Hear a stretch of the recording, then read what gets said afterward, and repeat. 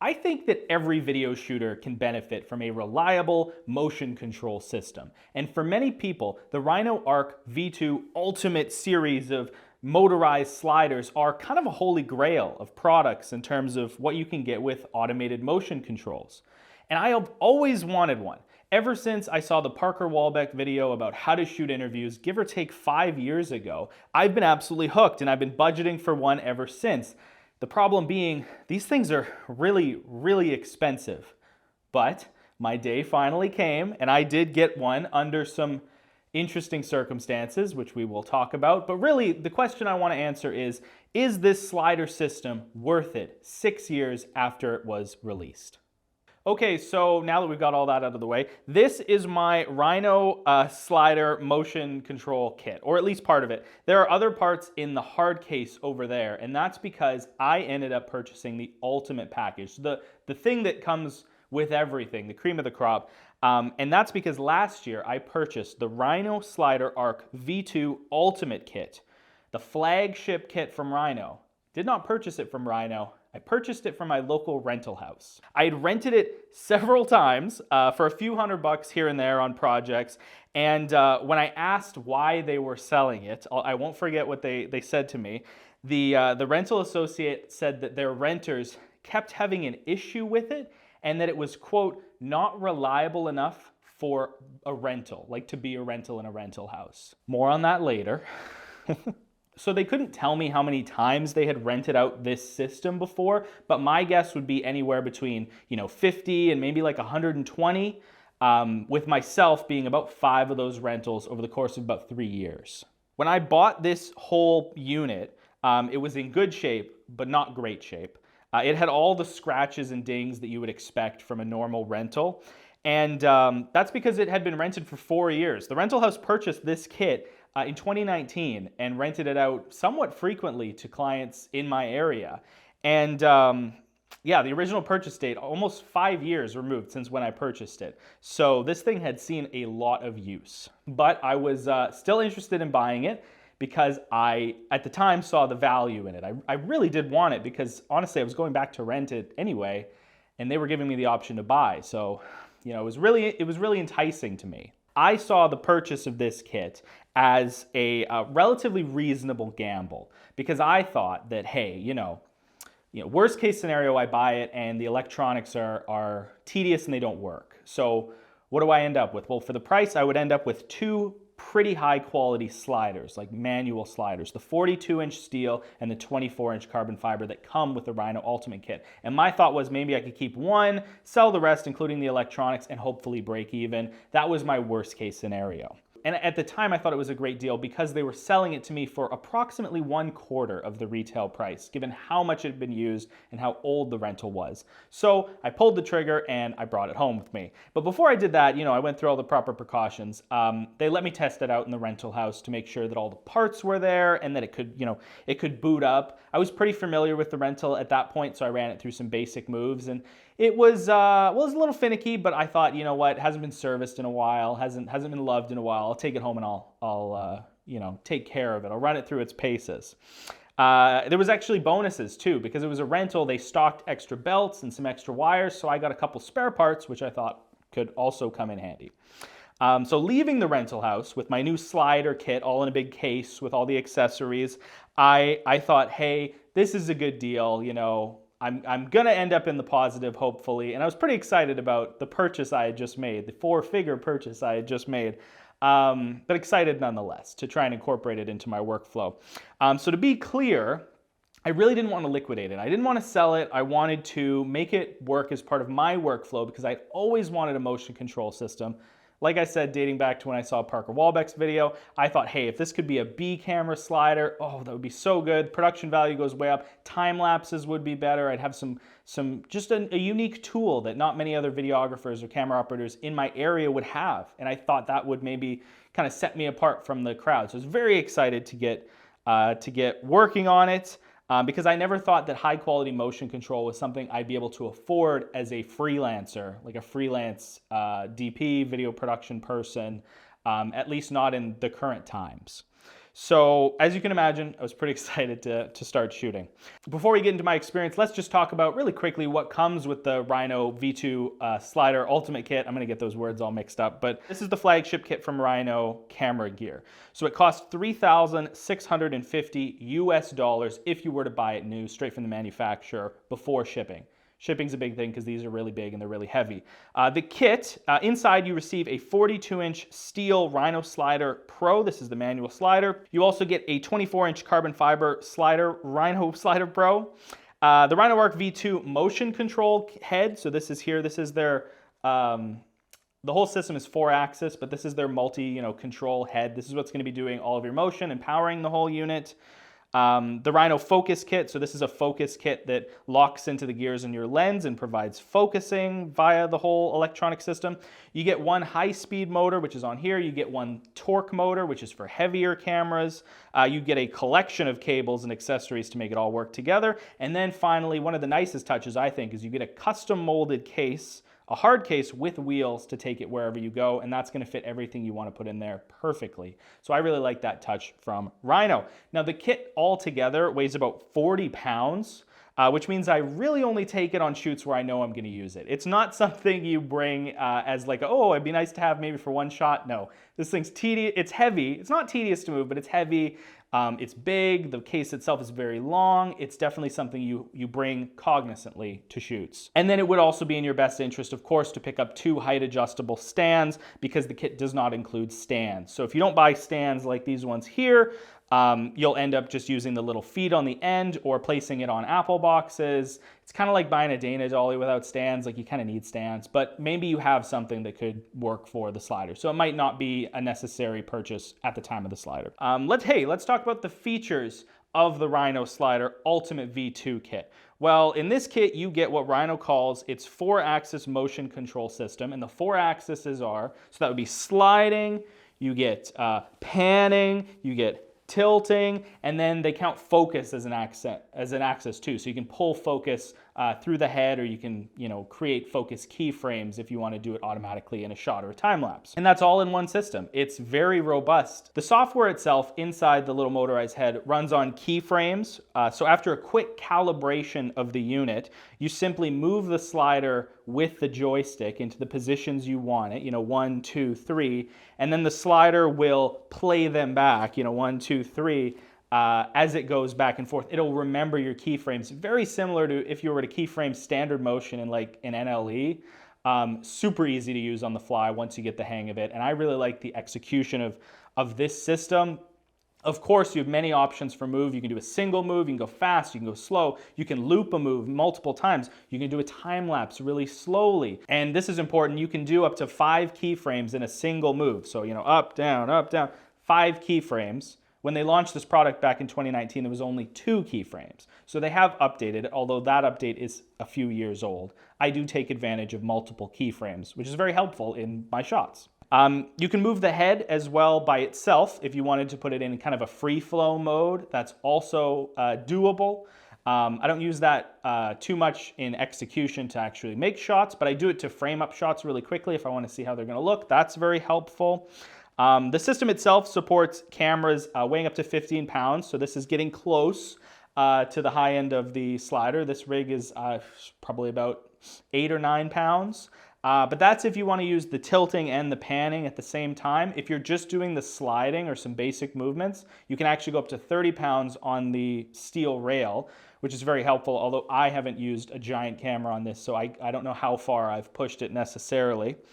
The kit has 2 motors, a high-speed motor and a high-torque motor. I'm going to say this, I almost exclusively use the high-speed motor.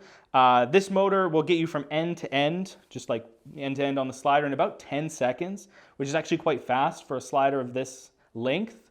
What I will say about the high torque motor is that it would be great for vertical applications. Like, you can literally take the slider, put it vertically, and just climb a camera up. In that regard, I'd use the high torque if you're worried about like belt slippage. But in practice, it's so slow that I don't use it very often. In fact, to get from end to end takes, I think it's like 40 seconds on the high torque is the fastest setting, which is almost barely noticeable.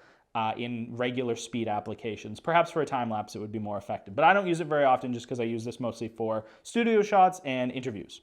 The Rhino kit also supports time lapse with an automatic trigger. There's a whole kind of time-lapse, hyperlapse photography ecosystem built into this kit that I don't use almost at all. I haven't experimented with it since I got it, and therefore I can't really talk about its quality compared to some of the competitors, but it is there. If you're interested, I'd encourage you to research it. The video head itself is actually a pretty special little doohickey. It's got a built-in battery which powers the entire unit, meaning that you can run this whole thing wirelessly, perhaps for an extended period of time if you get a device new. Now, I got mine heavily used after about 4 or 5 years of rentals, but I can say that like the battery in the video head itself still holds up for me, about 45 minutes of active usage without having to plug it in. And of course, you can charge it the night before if you're going out for a shoot. So I'm not worried about bringing this outside or into a place with no outlets because it does have a battery reserve that works pretty effectively at just moving the motors and making everything work great. You still get all the same functionality on battery power. It's a really nice to have. Also, this wasn't in the script or anything, but I just want to mention that the tightening mechanism for the head that locks it down onto the slider base, on the other side of it, it actually has a bottle opener, which is a fun little joke from Rhino. I like it. It's fun. It's quirky. And on a high-end product like this, I can appreciate their attention to detail. So that is very good. One last thing I will say about the sliders in these kits is that they're very tough. Like, these are professional grade sliders without a doubt. This is solid steel, it's heavy, and this big slider makes up most of the weight in the kit. And I would have no qualms about putting larger cameras on this slider. It's really great, and that's one of the reasons I was willing to pull the trigger on this, because I knew that this doesn't require software that can bug and glitch out.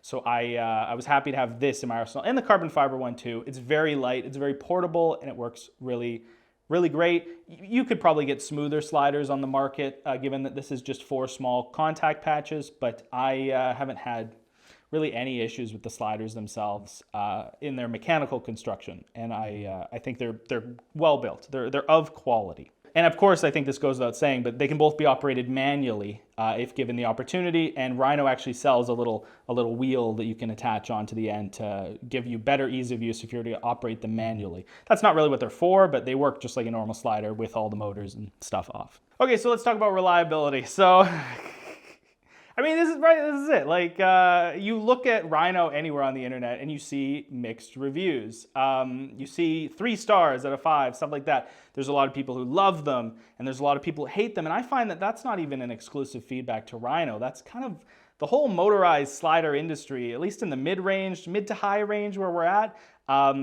very divisive, very divisive. And I think it's because with the price comes high expectations. So for me, coming in at a lower price, my expectations weren't as high, and I think that helped to transition me into this system.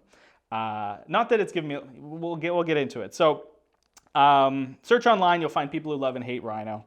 But how is the reliability really? Well, let me continue my story about buying this system from rentals. So when I got home from purchasing this slider at the rental house, I ran the whole system through a series of tests. I wanted to make sure all the functions were working properly, there was nothing broken, and everything was going to work for me if I were to apply this in a professional setting. And that is unfortunately when I ran into problems. Sometimes, but not all the time, the slider would fail its initial calibration.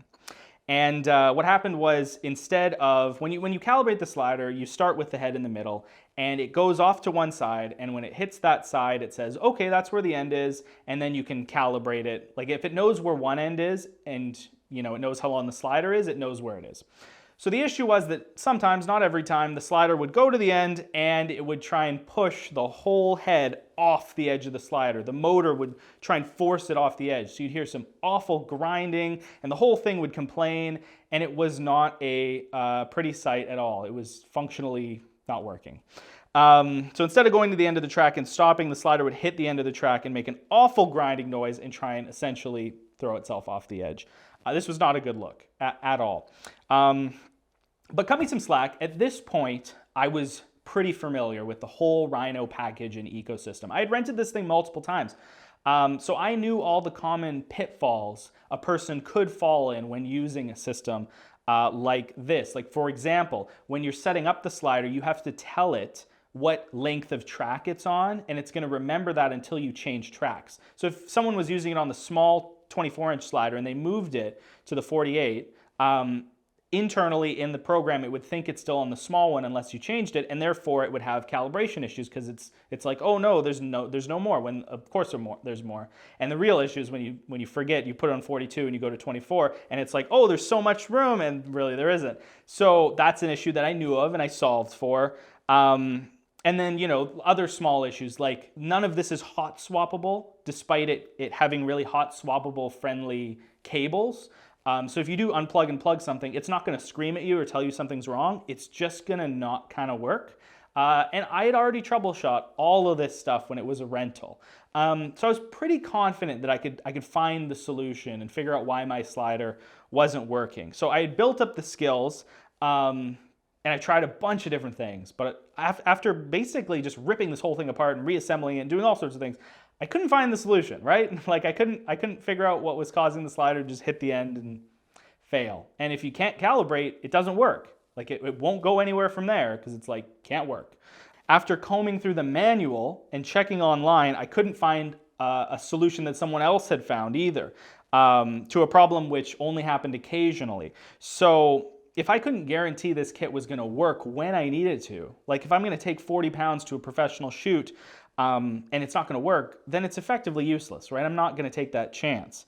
So as I was doing this and I was getting frustrated and I was trying to fix my kit, the words of the rental employee rang in my ear. And all I was hearing was, not reliable enough for rental, not reliable enough. And I'm just like, no, like something's got to be wrong here. So fortunately, one of the selling points of Rhino camera gear, and in theory, one of the reasons the price is higher is because they tout a 100% US-based customer support network. So you can call them or email them. I think email is anytime, and they'll get back to you and hopefully provide you with a solid solution for your issue. I mean, when you're buying an expensive product like this, you want to know you're supported, so it's good that they advertise that. A little bit about Rhino themselves before we get into it. They have a bunch of helpful tutorials online, on their YouTube page. That being said, I haven't seen their communications as much recently. A lot of their videos are 2, 3, 4 years old. So I was a bit worried that they kind of had faded away from the scene, given that they didn't have a ton of new products and it looked like they weren't as popular as they were when this thing was launched. So I was a little worried, but I was ultimately optimistic when I reached out via email to Rhino about my problem. Now, to Rhino's credit, they did offer me a bunch of help, including a few tricks to try. Most of it just involved taking the whole thing apart, checking all the screws and stuff, and then putting it back together and making sure the belt in the middle was tight, the thing that drives the whole unit. And in the manual, Rhino states that like the tightness of the belt, it needs to be really tight, and there's even a slider on the bottom to dial in your tension. Like it's really important that the whole thing is taut and all the screws are done up properly, and it's important that it's 100% well constructed. And as a rental getting beaten around, I was a little worried. So there's a bit of back and forth with Rhino about software as well. So there have been a few different iterations of the software for the video head. Rhino has an app. It's delisted from the App Store. So if you want to upload your slider head, you have to sideload the app. It's a whole ordeal. But fortunately, the firmware or the software on my head was up to date and it did not require any updates. I actually don't think that the updates really do anything except for adding that 5 keyframes that I mentioned, although don't quote me on that. But it seems like, the software that I had was perfectly up to snuff, despite likely not being updated in a while. So that was good. I didn't mess with the app is basically what I want to say. So at this point, I was convinced that my issue likely just stemmed from rental abuse, right? So it's been abused, it's not working. I wanted a solution to that. So what I did was I opted to send all my electronics minus the head. I didn't send the head in, but I sent my motors and I sent the end plates for the slider, like with the bearings. I sent those into Rhino to inspect, to give me some peace of mind that they weren't broken. So I just wanted them to look them over and make sure that they were working properly and hopefully find and fix the issue. So after about a week, Rhino inspected all my electronics and the end plates, and for a small fee, I think it was like, I don't know, $30, something like that. And then after I paid for shipping, they sent the electronics back to me, and the conclusion that Rhino came to was that everything was working fine.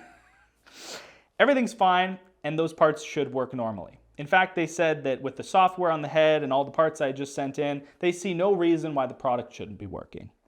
So I put all the products back on my slider, thinking that, it's probably just like a one-off. Maybe there was like a bearing loose or something, and they fixed it, but they didn't tell me. And I turned on the slider and I tried to calibrate it, and immediately I run into my calibration issue. And I just I think I pop a nerve. Like, I'm just so frustrated, right? Like, just damn you, slider. So at this point, I'm furious, right? Like, I'm literally seething. And I go back and check the emails for any piece of advice that maybe could lead me in the right direction, because I was ready to give up. And in every email, I just see, say, tighten the belt, tighten the belt, tighten the belt. Everything kind of comes back to like, tighten the belt. And the belt was tight. It was really tight. So I was like, oh my God, like, make sure your belt is tight is kind of what I got. So in a hazed state of frustrated anger, I flip over the slider and I use a pair of pliers to tighten the belt to an extreme tightness. Honest to God, I wanted to break the belt so I could send a picture to Rhino and tell them that this is what happens when you tighten it tight. I was ready to lose it. So I tightened the belt as tight as I physically thought the rubber could be tightened, right to the point where I thought this is gonna snap. It was like a rubber band. It doesn't have a lot of flex, but it was really tight. So at the point where I thought it was gonna break, I held off just a little bit, and then I locked it into place. And I reinstalled it back into the kit, and I'm like, okay. And then I gave the slider a try, and it worked flawlessly every time. And immediately my issue went away, and I felt like an idiot because, well, how tight is tight? Is it tight? Or is it tight? Or is it loose tight? Or is it tight? So tight you think you're gonna snap it. The manual doesn't say. The manual just says make sure it's tight. And, well, I'm paraphrasing, but I think it says make sure it's tight. And then the people at Rhino say, make sure your belt is tight. So, thus leads me to my conclusion on reliability. I will have to say that this slider has now been working 100% functionally for the last 8 months with absolutely no issues whatsoever. It's been great. It's been incredibly reliable, and I have no more issues with taking it on gigs because I know it's going to work because it hasn't given me any other issues, this is my conclusion on reliability for the Rhino slider ARC V2, which is that these products from Rhino are finicky and they are particular, but never in a way that makes it feel like they're being unfair to the user, if that makes sense. Like, every time something goes wrong with this kit, I end up learning what caused it and how to circumvent that. And that's never a particularly rewarding experience, but I've never made the same mistake twice, which is great because it makes them predictable in their finickiness. And now I'm at the point where I can use this lightning fast. Like, I can just a joystick operate it, here and here, and I can set up a move in like 10 seconds. And everything works great and it looks great. The client loves it. People I work with are like, what's that? And they don't know the pain that I've been through troubleshooting this thing in its various states as a rental and now as an owner. So I've never had the same problem twice. Everything I've learned, I've remembered, and because of that, I can now operate this thing like professionally. So I'm going to mention again that Rhino has a bunch of tutorials on their YouTube page. However, they are a bit out of date. I think that their manual or their online resources do need to fill in some of these troubleshooting gaps because that could reduce this type of frustration. Like, again, how tight is tight? Do you want to give me a Newton meter, or do you want to give me like some sort of better indicator than just tight? And the forum is the same way, like any forum posts or something like that. They don't really address that issue or really any of the issues I had in the past. There's gaps in terms of the knowledge about these products. And I think that's partially due to they're really expensive, so a smaller amount of users are out there. And I think there's just gap from Rhino as well, as I think we need more content about these types of devices because there's a lot of moving parts, literally, figuratively, and literally in terms of how these things are working. So now I have the point where the slider's dialed in exactly how I want to get my shots out of it, and I am 100% confident it will not stop in front of a client, which is something I could not have said a year ago. But my final thoughts. So my final thoughts are that I'm happy that my gamble has paid off, right? Like honestly, I've had this thing for almost a year and I've had great fun with it. I've shot awesome shots that I haven't, that I might not have shot before without a motion control kit. I might not want to, bring out a Dana just for this one thing, but this is a little more compact and easy to use. The looping function is awesome.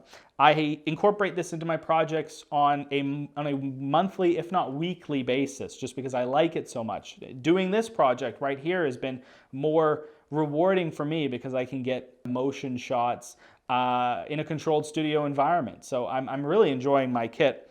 And yeah, and it looks really cool too. I mean, videography, camera operation, it's all optics, right? Like you just want to look cool. So if you have any questions about the Rhino V2 Ultimate Kit and want some honest answers from someone who is a actual legitimate user of this system, please leave it down in the comment section below. I will get back to every single one of you. If you've got a good question, I will figure it out using this system. And then we'll just go from there. So thank you very much for listening. I really just wanted to share with you my experience about this whole kit and everything I had to go through. But if you're here at the end of the video, thank you. I appreciate you very much, and I will see you in the next video.